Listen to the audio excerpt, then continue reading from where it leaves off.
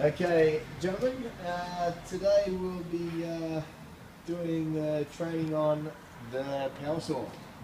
I'm sure you've all used the power saw before, but we're just going to go through how to correctly carry out the SIMS Station Inventory Management System of the power saw and go through how we do that. We're also going to go through when this needs to be done, and we'll let you guys familiarise yourself with the power saw. You can actually look at what I'm talking about here, champ. I'll be showing how to carry this out and also give you guys a chance to practice and do it yourself.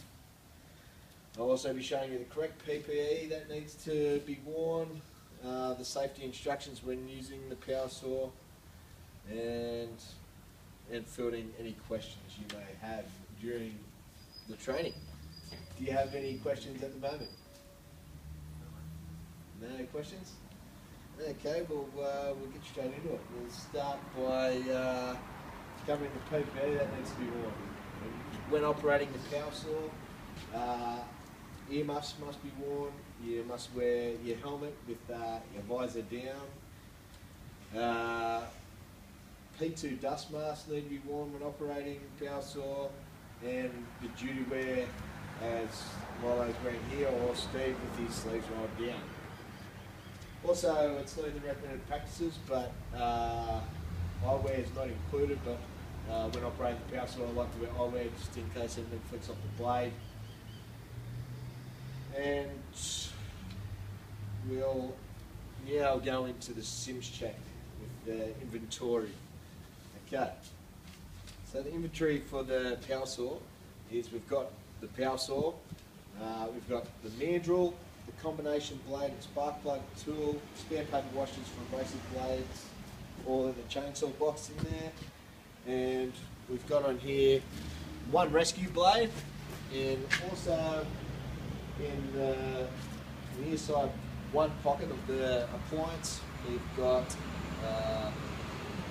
the masonry blade and steel blade, cutting blades. Yes, Steve? The rescue blade, what is that? Rescue blade? Yeah. This can be used in all situations, so you're able to use this for cutting masonry and steel all at once. You don't need to change the blades over.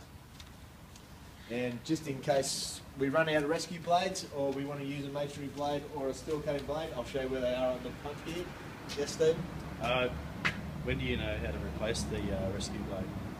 I'll get to that in a second. I'll go through when the rescue blade needs to be cut.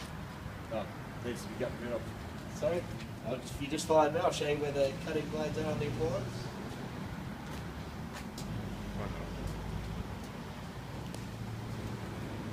So you've got your masonry blades here and steel cutting blades mounted on the side of the pocket right where the power saw goes. And that's screwed on there and held upright. Okay, gentlemen.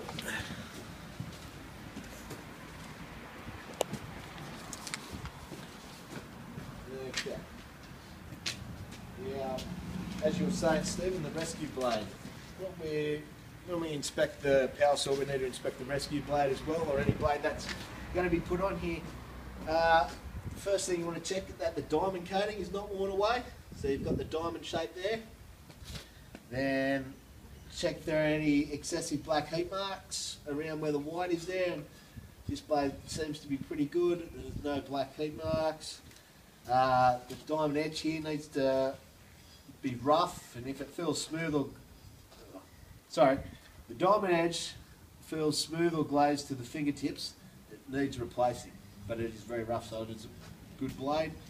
If there's excessive wobble or the blade is out of shape and it's very straight, it's not wobbling at all, and if the edge blade is cracked, or the arbor hole is round or damaged, which all seems to be in good working order. So, we'll move on to the actual power saw itself.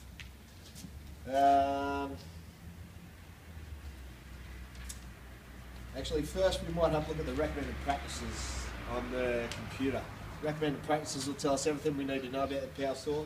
So if I don't cover anything you need, or if I can't answer any of your questions, we can always refer to the recommended practices